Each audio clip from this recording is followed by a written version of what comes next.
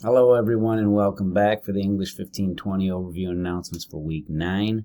Hopefully this file does not have any corrupted audio. I've tried this a couple of different ways and it keeps getting corrupted. Hopefully this last one where I'm omitting some of the recording settings.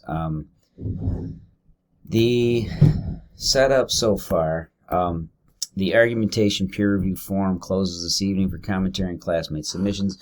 Once you submitted to the forum, be sure to review and comment at least 2 of your classmate submissions by tonight, 17th of November by 11:30. Again, I got a couple of emails about topics still being open, but forum not being open. I'm not sure if that was correct or if it's reverse. It was accessible through the Dropbox, but it disappeared on the calendar. I don't know. I put that's back open on the calendar as well, but the forum has remained open. Excuse me. But in any event, it's open to 11:30 tonight. If you had some issue because of it you're not seeing it on the evening of the or this morning, didn't see it on there this morning. If you have some issue like that, email me. I can still take a submission from you tomorrow. It's not a big deal on that end. Just let me know. But the file is still accessible. The argumentation final drafts are due this upcoming Sunday, the 22nd of November by 11:30. Works cited pages must follow MLA format. They must include a list of at least 15 peer-reviewed articles from the OCC databases. The list must be in alphabetical order and be sure to include the database information so that I can find the correct source in the correct database. If you use Academic One file, for instance, that identification should be included along with timestamping the date of access, just so that I know when you actually accessed it in case there's a change to the file. But including the database information at the very least in there will help me to be able to find some of those other files. And dealing with that has been a little bit of an issue over the last week. There are a few feedback files that will be posted tomorrow afternoon into evening. Some of them included sourcing for those submissions, did not have enough information for me to locate them in the database. This takes some time to sort out. Some of it looks like it might not actually be database files, in which case obviously you don't get credit for those sources and you can't use them in the paper.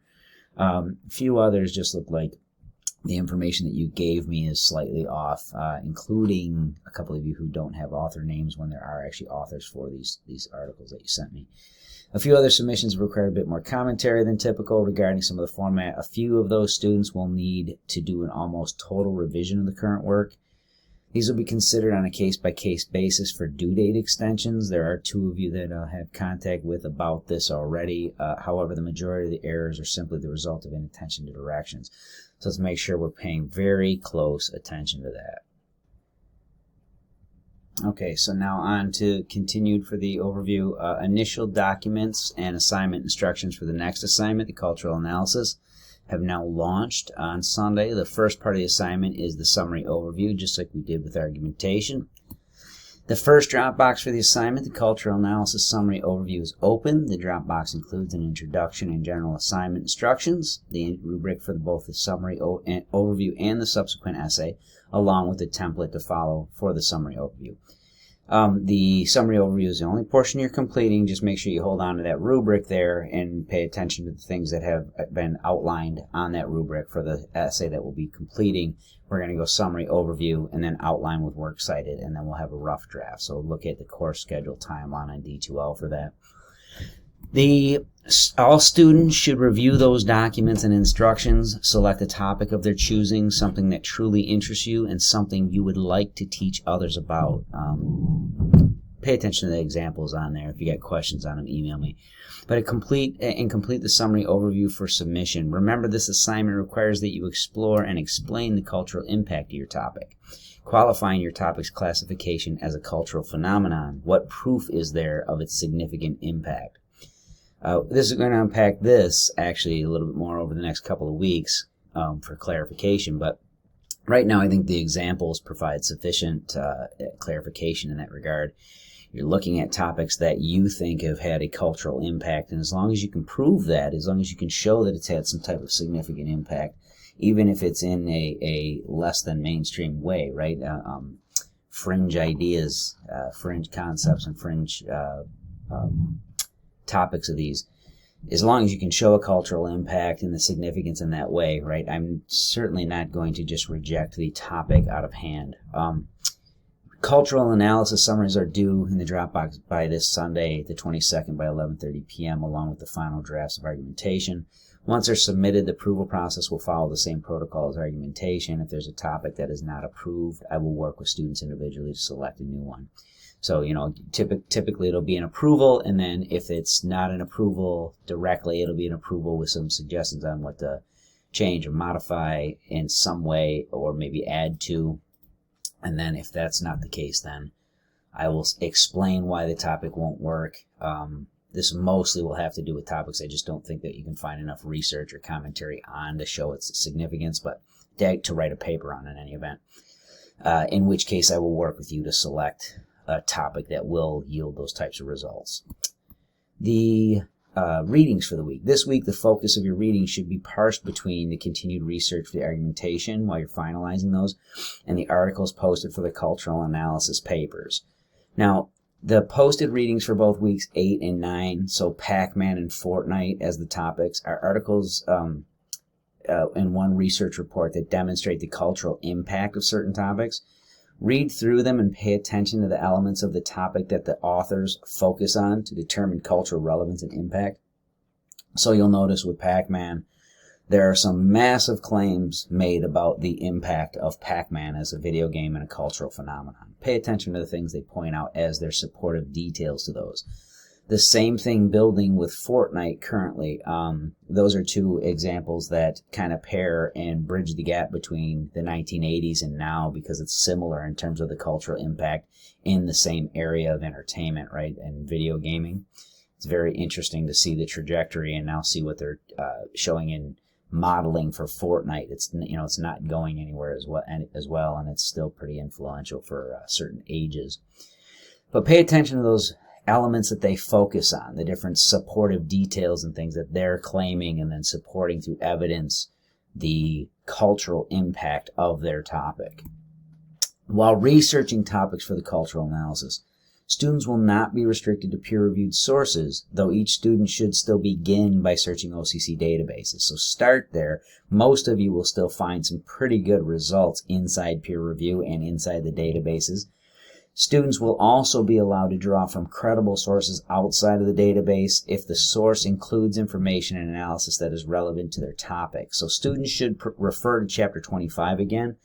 When you're looking through 25 about finding and citing sources and judging for credibility, make sure you're paying attention to what the potential bias of a page is, who's producing it, and why. And then for locating and identifying credible sources outside of regulated databases and peer review. In the video game and tech area, I find a lot of things through CNET at times, where CNET includes articles about technology, but also gaming, and there are a couple other gaming publications. I can't remember the name of the one my nephew reads, but there are gaming publications that are actually both written by researchers of video games and also by industry, so you get a parsing between the two. Just pay attention to what kind of claims are made by each one. And then building your ideas. Most of this is not an argumentative approach like we did with the social issue topic. This one's more so in terms of cultural relevancy. So if you can just prove that it's had an impact, it's not something that you have to defend in the same way. You just got to be able to support the claims that you make in terms of the impact itself. Students can email me sources they want considered if they are uncertain about source credibility. It's often students will send me, 4 or 5 at a time and say, are these ones good? And I can take a look at them and see whether or not they're credible. And as long as they are something that's not, a personal blog or something along those lines, it's usually pretty good. The textbook chapter for designing, I'm pushing that off into week 10. I'll add those ones in week 11. There won't be anything for week 12, but be sure to note that this chapter is focused on designing a draft, and it's a different form of designing, talking about putting in images and things like that to reinforce ideas. It'll apply to the work for week 11 in drafting, so it'll be in your week 10 reading, a cultural analysis rough draft.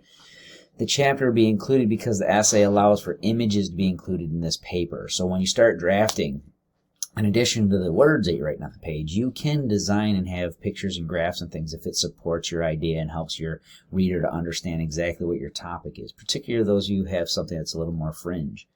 And students will also be creating a short 5 to 8 slide presentation. PowerPoint is the only thing that we guarantee support on. The presentations will be submitted with the final draft at the end of the term. So on December 17th, when you finally submit the last draft of this paper, you'll also be submitting a short presentation there.